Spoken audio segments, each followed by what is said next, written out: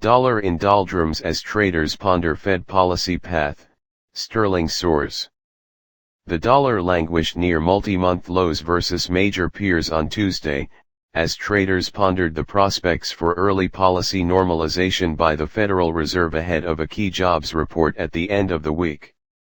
The British pound rallied to a three-year peak at $1.425, while Canada's loonie hovered near a six-year top, amid market expectations for policy tightening in those countries.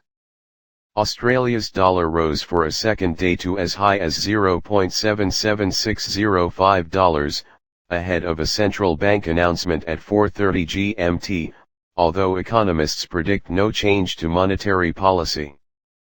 The offshore Chinese yuan edged back toward Monday's three-year high of 6.3526 per dollar, last trading at 6.3640, pairing a retreat spurred by the monetary authorities' tightening of banks' FX requirements to stem the currency's rise.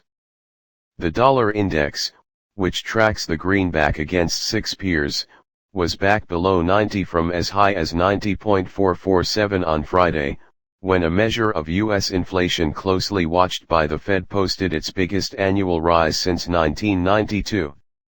The gauge sank 0.3% on Monday, in a market thinned by U.S. and British holidays. Fed officials, led by Chair Jerome Powell, have said repeatedly they expect price pressures to be transitory and monetary stimulus to stay in place for some time, but investors are wary that a strong pandemic recovery could force the Fed's hand. Vice Chair Randall Quarles and Governor Lael Brainerd will both be speaking at separate events on Tuesday, while non-farm payrolls numbers on Friday will be even more closely scrutinized than usual after the much weaker than expected reading a month ago. Commonwealth Bank of Australia's strategist Joseph Caperso says that trimmed measures of inflation, which eliminate the most extreme price changes, show the US has no inflation problem, and markets will need to unwind some of the expectation for near-term policy tightening, which will weigh on the dollar. The global pandemic recovery will provide an additional headwind, he said. The world economy is clearly recovering, and that is going to be bad for the US dollar because it's a counter-cyclical currency, Caperso said. The US dollar has been pretty heavy in the last few weeks, and I think it keeps trending lower. That includes a drop to $1.24 per euro by the end of this month, extending to $1.32 by the middle of next year.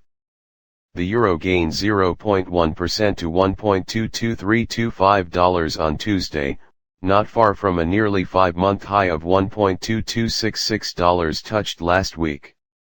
The dollar fell for a second day against the yen, weakening 0.2% to 109.375. The pair had climbed as high as 110.20 on Friday, following the inflation data.